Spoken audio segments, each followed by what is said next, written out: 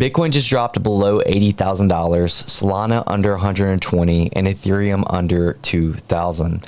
We are at the beginning of March, and despite us being in a bull market, we are getting absolutely crushed.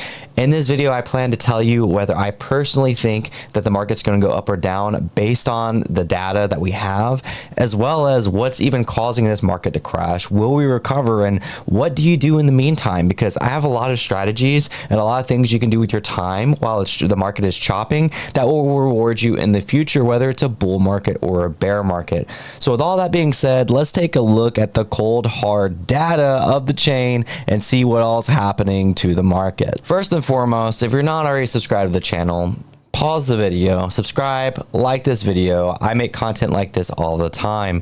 We just saw Trump sign the Bitcoin Strategic Reserve, which we're going to talk about in this video that I covered last week. Showed the video, explained everything around it, and it could have helped you predict what happened in the market just now if you had watched that video. So we're currently looking at the Bitcoin and Ethereum ETF stats. These are the people that are buying and selling the ETFs. The last few days, we saw some pretty significant sell-offs, almost $500 million in March 7th, 134 million on March 6th. This is a huge difference from what we were seeing a month ago. It doesn't let me zoom out anymore on this chart because we have a total of $36 billion in inflow. So this is big money, entering and leaving. And it's weird because this is all happening when we're getting relatively good news. This is some news just from today with VanEck Spot filing a Solana ETF registered in Delaware. Now, I read up on that post and it's still not completely confirmed. We saw a few days ago that Japan is basically softening their capital gains tax. I think it was between lowering it from 55 to 20% on crypto particularly. The SEC to stop requiring crypto companies to register as trading systems and so much more. I mean, just constantly. Coinbase launched 24/7 Bitcoin and Ethereum future trading in the United States. So you see all this good news and why is the market reacting this way? I've seen a lot of bad takes and I've seen a lot of people just throwing out technical analysis. I think it's a lot more simple than that. I think we are correlating with the rest of the market. The S&P 500 stocks, everything is down bad right now. The economy, the uncertainty, the tariffs, whether your opinion is good or bad, short term, it's not great for the market. Medium and long term, it might be better. I will say all we have right now is the data from the previous bull market. The previous bull market, we had Bitcoin top at $58,000, 59,000, almost 60 to make an all-time high. Now, this TA might not be as fancy as some of the other ones you see, but it really can just be dumbed down to this. We saw a over 50% dip from $60,000 all the way down to $30,000, and then a second new all-time high.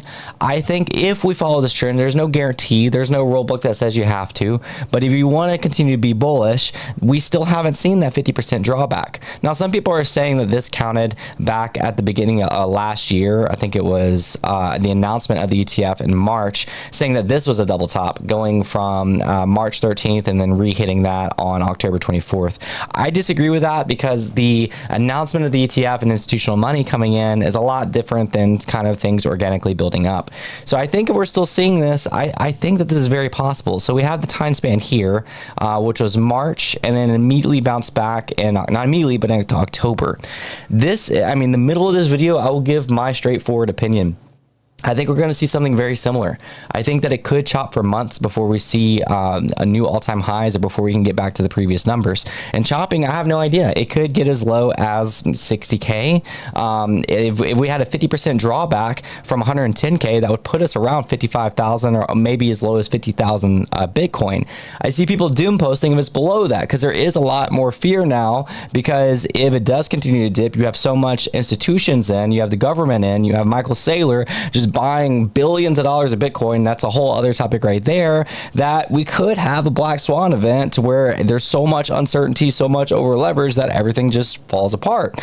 Or the opposite could happen, and there could be so much bullish news. Maybe they do actually decide to sell gold because it wouldn't be taxpayers' money and transfer that into Bitcoin. Straightforward with you. This is a long-winded way of saying I really believe at this point where crypto's at, with the Bitcoin Strategic Reserve, with Trump launching a meme coin, with the regulations kind of getting safer, I think at this point we had all of the good news we could have at one point, and that good news and speculation has been realized. I think it's going to take a little while for some of that good news to really roll over into, okay, well, the strategic reserve that we looked at last video, where they said they were mainly going to stockpile the Bitcoin they already have and already seized, which is around $17 billion.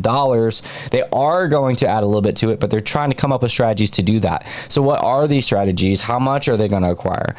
There's more to roll out. Like, we see that regulation is getting softer. We see that the SEC is dropping cases against Uniswap. We saw it drop cases against Coinbase. We saw it drop cases against so many different things. So we're still waiting for further regulation on basically getting a safe way to allow crypto companies to feel safer for investors. I think that this is going to take some time to simmer, but for the short-term news, we got a lot of it. And at this point, I will tell you what most people will not tell you. I think it's out of our control. I see a lot of people that are experts in technical analysis saying that we're going lower from here. I can't get on that bandwagon because I think there's more to it, right? Like, if they decide to have something massive tomorrow that these technical analysis experts don't know, there's no way that we don't rubber band back. But at the other end, like I told you before, it would be completely possible for a 50% drawback. We had plenty of 30% drawbacks last market. I think a 50% one would be horrible. It'd be tough to battle through, but I think we could do draw back 50% from the 110K and be there for months. At the end of the day, you know, we don't have a crystal ball, and most people really do not know. They're just acting like they do. Here's what we do know, though. During these markets, you really need to take advantage. I'm not even saying buy the dip. You can buy the dip if you have the capital, you have the trust, you have the want for it. And if you are buying the dip, well, what dip are you buying? I mean, we're looking at, if you want to look at the DeFi activity on all chains right now, even though Ethereum has been just getting bad mouthed and has been the lowest performing asset in my personal portfolio this entire market, it's still ranked #1 on DeFi Llama. Right, number 2 would be Solana, which doesn't even have the ETFs yet. DeFi on Bitcoin's been picking up. Barachain's brand new, making the top 10. Base doesn't have a token, but Base is up there too. I really like interacting on Base, but you kind of get what I'm saying. So with all that being said, buy the dips you feel comfortable buying. I'm not telling you to buy or not buy anything. By the way, one of the few things I did talk about a lot on this channel, just to kind of show you about it real quick, was UFD. I'm using BullX here. I always use BullX for meme coins. If you need the link, I have access to it. Also, one of the things I was going to talk about later in the video, but I guess I got to mention, is a lot of times I just have my wallet tracker on to where I can just like track wallets of some people that I follow, and I basically have that on at all times to see if anything's going on.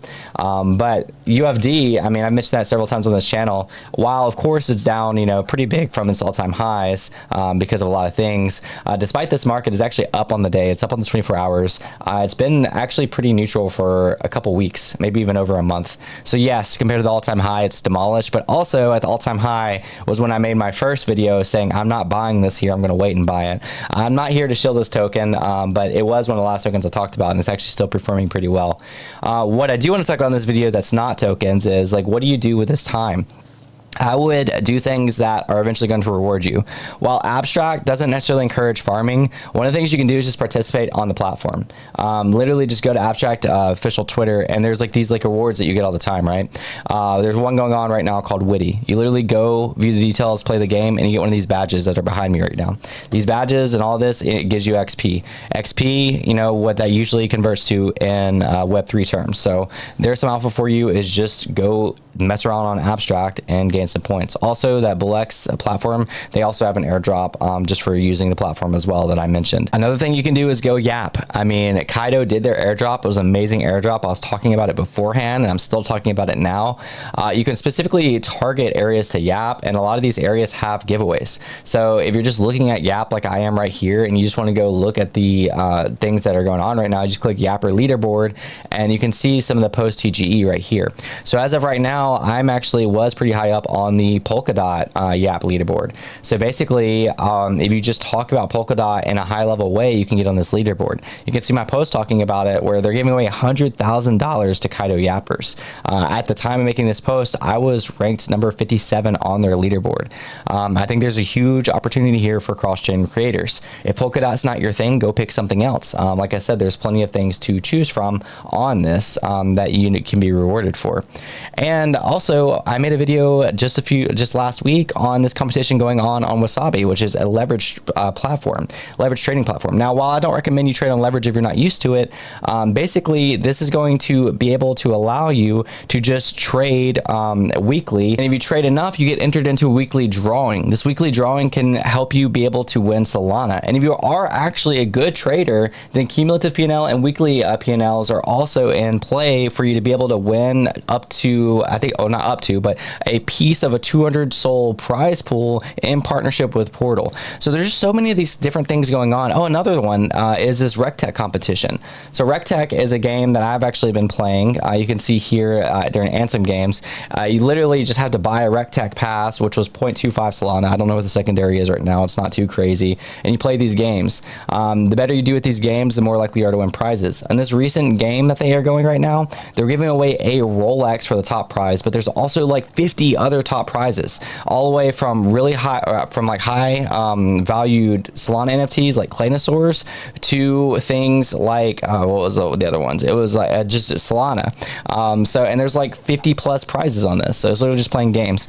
All that being said is take advantage of this market while it's slower. I realized I wasn't using the bottom of my screen the whole time, and do things that will bring you value in the future. Most of these things I mentioned don't cost you anything. Some of them do, and some of them cost risk. Don't do those if you're not feeling risky. But as of right now, I am just going to survive this choppy market. If we go lower, I'm ready. If we go higher, I'm also ready.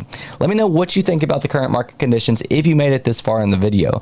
Drop down below either something I mentioned as far as what to do in this market, whether it's RecTech, whether it's Abstract, whether it's Wasabi, Polkadot, Kaido, or let me know your own thing. And I'll see you guys next video.